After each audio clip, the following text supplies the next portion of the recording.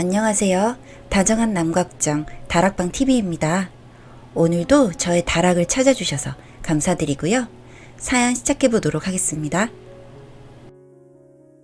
안녕하세요. 저는 30대 후반의 남성입니다. 나이가 중요하겠나 싶겠지만 저의 와이프는 30대 초반으로 꽤 예쁜 편입니다. 그에 반해 저는 키도 작고 시력도 좋지 않아 늘 돋보기 같은 굵은 안경을 쓰고 다니고요. 사람들은 저희 커플을 보고 미녀와 야수라고 종종 놀리기도 했지만 예쁜 와이프와 함께라면 그런 말도 다 좋았어요. 주변 친구들이 저 같은 애가 어떻게 지금의 와이프를 만날 수 있냐고 종종 물어보기는 했는데 놀랍게도 와이프가 저에게 먼저 사귀자는 말을 했고 저도 처음에는 꽃뱀이나 다단계일 거라고 생각하고 경계를 해보기도 했는데 와이프는 성실한 제가 좋다고 하더라고요. 정말 복에 겨운 만남이었다고 생각해요. 사실 와이프와 연애를 할 때까지만 해도 제가 결혼까지 할 수 있을 거라는 생각은 하지 못했는데 1년 정도 만나다 보니 슬슬 주변 지인들이 결혼 이야기를 하기 시작했고 와이프에게 결혼에 대한 이야기를 꺼냈는데 생각보다 거부감이 없었습니다. 그래서 1년 정도 더 만남 이후에 제가 프로포즈를 하고 결혼에 대한 승낙도 받았습니다. 저는 중소기업에서 일을 하고 있고 와이프는 대기업의 계약직으로 일을 하고 있었습니다. 처가댁에 인사를 하러 갔을 때 와이프가 결혼을 하기에는 직업이 안정적이지 않은 부분도 있었기 때문에 결혼 반대가 좀 있긴 했지만 제가 더 성실히 일을 하고 와이프가 더 좋은 곳에 취직을 할 수 있도록 곁에서 살뜰히 챙기겠다 약속을 드린 후 결혼을 허락받았습니다. 저희 집에서는 이렇게 공주 같은 며느리가 생겨서 좋다고 하면서 적극 환영했고요. 무사히 결혼식을 마치고 신혼생활을 즐기던 중 제가 부서 이동을 하게 되면서 내근직에서 외근직으로 바뀌게 되었고 특히 출장이 많아지게 되었습니다. 저희 회사가 외국으로 자동차 부품을 생산 및 수출을 하는 업체인데 바이어 미팅이라든지 외국에 있는 공장에 가봐야 할 일이 많아 길게는 한 달 정도 집을 비우는 날이 생겼어요. 와이프는 원래 활달한 성격이기도 했고 제가 없는 동안 회사 사람들과 어울리거나 강아지 모임 사람들과 시간을 보내곤 했는데 저는 그런 모습들조차 항상 미안했습니다. 결혼할 당시에는 제가 내근직이라 출퇴근 시간이 일정했는데 결혼하고 얼마 지나지 않아 바로 와이프를 혼자 두게 되어 늘 마음이 무겁고 걱정스럽고 애틋했습니다.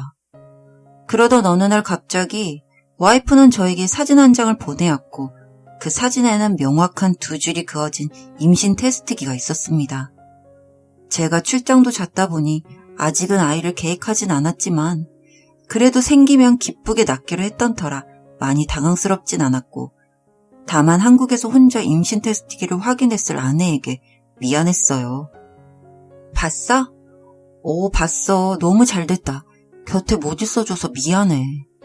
아니야, 우리 아기 생겼어. 당장 한국으로 가고 싶어. 이번 출장 끝나면 부서 이동 시켜달라고 떼써야겠다. 그러다 우리 아기가 떼쓰는 거 배우면 어떡해. 뭐 먹고 싶은 거 있어? 일주일 뒤면 한국 들어가니까 그때 사갈게. 그렇게 와이프의 임신 기간이 시작되었는데 임신을 하게 되니 생각보다 잠이 많이 늘어서 거의 대부분의 시간을 자고 있었습니다. 와이프의 계약 만료 기간과 출산일이 얼추 맞게 떨어져서 타이밍도 딱 좋다고 생각하고 있었습니다. 그렇게 거의 10달을 다 채우고도 아이가 나올 생각을 하지 않아서 유도분만으로 저희의 예쁜 딸아이가 태어났습니다. 다행히도 제가 와이프가 출산을 할 때는 출장 일정이 없어서 곁을 지킬 수 있었고요. 처음 태어난 딸아이는 정말 너무너무 예뻤습니다. 세상 그 무엇과도 바꿀 수 없을 정도로요. 거무튀튀한 나를 닮으면 어쩌나, 날 닮아 키가 작으면 어쩌나 걱정도 했는데 뱃속에서 쑥쑥 자라서 3.8kg의 건강한 아이로 저희의 곁에 왔어요. 그렇게 3년이라는 시간이 지났고 아이는 어느덧 말을 할 수 있는 나이가 되었어요. 아이는 자랄수록 예뻐졌는데 와이프와 저 모두 쌍꺼풀이 없는 눈인데 딸아이는 쌍꺼풀이 짙게 있었고 제가 곱슬머리, 와이프가 반곱슬인데 아이는 직모였습니다. 사실 이런 세세한 부분은 유전적으로 확률상 나올 수 있는 비율이라는 것은 알고 있지만 어쩐지 아이는 커갈수록 와이프를 조금 닮았고 저와는 닮은 구석이 없었어요. 오죽하면 주변 지인들이 친자검사를 해보라고 우스갯소리로 이야기를 하곤 했으니까요. 그러다가 정말 친자 확인을 하게 된 계기가 있는데 와이프의 바람 소식을 알았기 때문입니다. 밖에서 와이프와 데이트를 하는데 와이프의 폰이 쉴 새 없이 계속 누군가에게 연락이 오더라고요.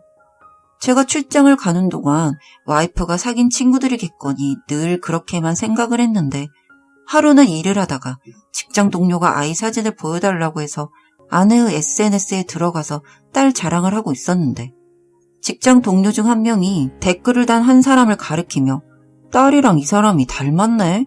한번 흘리듯이 말했고 저는 점심시간에 그 사람의 SNS에 들어가서 사진들을 봤더니 정말 우리 딸아이와 닮아 있었습니다. 내용을 보니 예전 대기업 계약직으로 근무할 때 상사였던 것 같은데 일을 그만두고 몇 년이 흐른 지금까지도 연락을 하며 지내고 있더군요. 그리고 사진에 뜨문뜨문 보이는 여자의 구두나 손, 그리고 옷 같은 걸 보는데 저희 와이프와 물건이 같아서 혹시나 하는 마음에 와이프의 SNS를 들어가 보니 같은 날은 아니더라도 같은 가게에 같은 옷을 입고 찍은 사진들이 많이 있었습니다. 저는 집으로 돌아와서 제발 그런 일이 없기를 바라며 딸아이의 물건 몇 가지를 챙겨 친자 검사를 했고 제 딸이 아니었습니다. 혹시나 해서 기다렸지만 제 친딸이 아니란 통보만을 받았습니다. 아니, 제가 키웠으니 제 딸은 맞지만 생물학적 아버지가 제가 아니었죠. 그날 저녁 아이를 본가에 맡기고 와이프와 집에서 이야기를 했습니다. 우리 딸 아빠가 누구야? 아빠가 누구냐니 당연히 당신이지. 나 친자검사 하고 오는 길이야. 거짓말 하지 마. 미안해.